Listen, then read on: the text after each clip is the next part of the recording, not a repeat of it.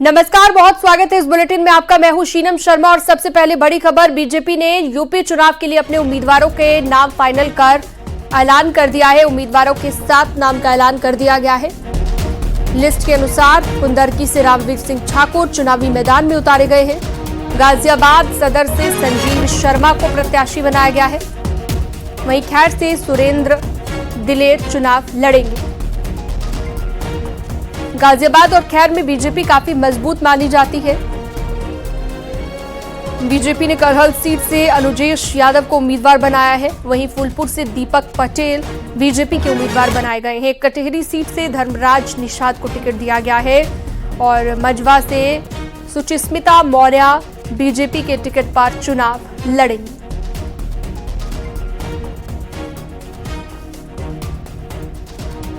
तो देख सकते हैं, लिस्ट भी आ गई है आपकी स्क्रीन पर, बीजेपी के उम्मीदवारों की लिस्ट। साथ ही दूसरी तरफ समाजवादी पार्टी के उम्मीदवारों की लिस्ट भी आप देख सकते हैं। बीजेपी ने आज ही अपने 7 कैंडिडेट्स की अनाउंसमेंट की है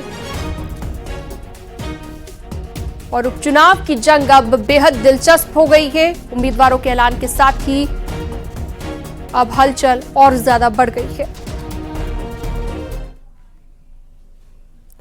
बीजेपी ने विधानसभा उपचुनाव में सभी सीटों पर जीत का दावा किया है। पार्टी प्रवक्ता राकेश त्रिपाठी ने कहा कि स्थानीय इकाई से विचार विमर्श कर प्रत्याशी घोषित किए गए और सभी प्रत्याशी चुनाव में जीत हासिल करेंगे। उन्होंने कहा कि सबका साथ, सबका विकास, सबका विश्वास, सबका प्रयास केवल नारा नहीं बल्कि बीजेपी के हर फैसले में इसकी झलक मिलती है। भारतीय जनता पार्टी ने उत्तर प्रदेश में उपचुनाव के लिए कैंडिडेट्स का ऐलान कर दिया है और ये सभी कैंडिडेट्स समावेशी है, सर्वस्पर्शी है। भारतीय जनता पार्टी का वो नारा सबका साथ, सबका विकास, सबका विश्वास और सबका प्रयास, इसको साकार करने वाले हैं। भाजपा केवल नारा नहीं देती है बल्कि अपने हर काम में इसकी झलक दिखाई पड़ती है। भारतीय जनता पार्टी के सभी प्रत्याशी स्थानीय इकाइयों के साथ परामर्श करके घोषित किए गए हैं और ये सभी प्रत्याशी चुनाव में जीत हासिल करेंगे।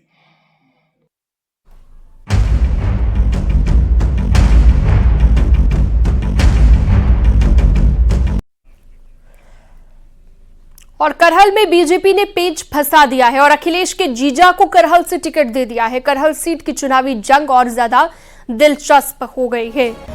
अनुजेश यादव और तेज प्रताप सिंह रिश्ते में फूफा भतीजे हैं। बीजेपी उम्मीदवार अनुजेश यादव का समाजवादी पार्टी संरक्षक मुलायम सिंह यादव के परिवार से गहरा संबंध है। बीजेपी ने एसपी के किले में सेंध लगाने के लिए मजबूत उम्मीदवार चुनावी मैदान में उतारा है।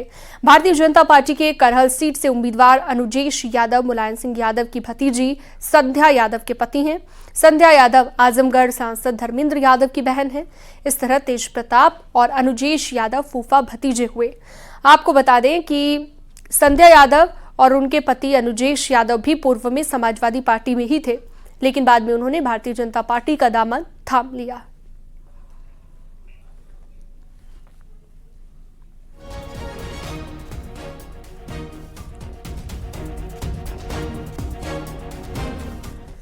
मंत्री दिनेश प्रताप सिंह ने विपक्षी गठबंधन को लेकर निशाना साधा है और कहा है कि ये स्वार्थ का गठबंधन है जो बमुश्किल 4-6 महीने चलेगा और जब लोकसभा चुनाव आता है तो ये लोग लाठी में अलग अलग झंडे लगाते हैं, लेकिन विधानसभा चुनाव में एक दूसरे पर लाठी लेकर टूट पड़ते हैं। देखिए, कांग्रेस और समाजवादी पार्टी समान विचारधारा की पार्टी नहीं है। स्वार्थ के कारण एक दूसरे के साथ अलायंस हुआ है जो इसी तरह लड़ते झगड़ते 4-6 महीने चल जाए गठबंधन, इससे अधिक के चलने वाला नहीं है। मैं समझता हूं चाहे अखिलेश यादव जी ये बात कहें और चाहे ना कहें, हर उत्तर प्रदेशवासी देशवासी जानता है और कम से कम मैं रायबरेली का हूं, मैं तो खूब अच्छी तरह से जानता हूं कि रायबरेली में जब भी लोकसभा का चुनाव होता है तब 2 लाठी होती हैं और दोनों में अलग अलग झंडा होता है, एक सपा का एक कांग्रेस का। और जैसे विधानसभा का चुनाव आ जाता है दोनों झंडे निकाल देते हैं, दोनों लोग लाठी लेकर के एक दूसरे के ऊपर टूट पड़ते हैं। यूपी में विधानसभा उपचुनाव में सभी सीटों पर साइकिल चुनाव निशान पर लड़ने पर बीजेपी ने कांग्रेस पर तंज कसा और पार्टी प्रवक्ता राकेश त्रिपाठी ने कहा कि एसपी ने कांग्रेस को धोबी पछाड़ दाव दिया। उन्होंने कहा कि बीजेपी का कांग्रेस मुक्त नारा एसपी साकार कर रही है। एसपी ने मध्य प्रदेश और हरियाणा विधानसभा चुनाव का बदला लिया और इंडी गठबंधन खंड खंड हो गया। कांग्रेस मुक्त का नारा भारतीय जनता पार्टी ने दिया था लेकिन उसको उत्तर प्रदेश में साकार कराने का काम अखिलेश यादव जी कर रहे हैं।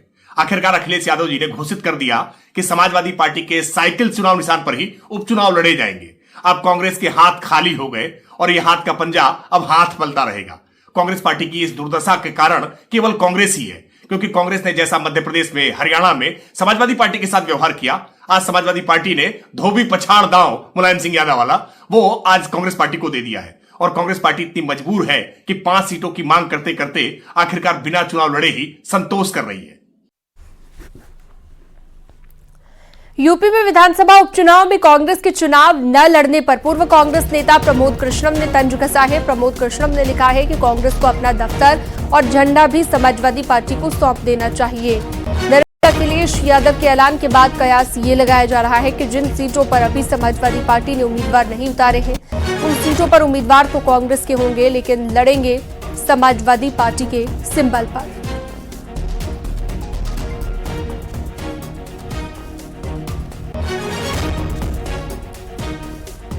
तो कांग्रेस पर प्रमोद कृष्णम ने यह तंज कसा है। उपचुनाव न लड़ने पर प्रमोद कृष्णम ने यह तंज कसा है।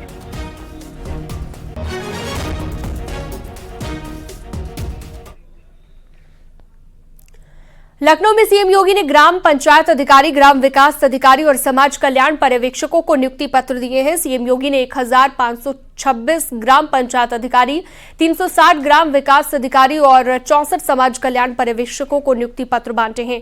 इस मौके पर सीएम योगी ने कहा कि हमारी सरकार में पारदर्शी ढंग से भर्ती हो रखी है।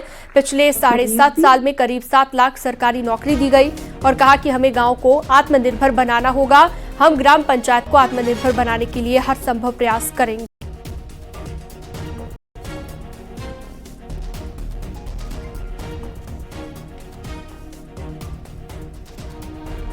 प्रदेश का जो युवा पहले नौकरी और रोजगार के लिए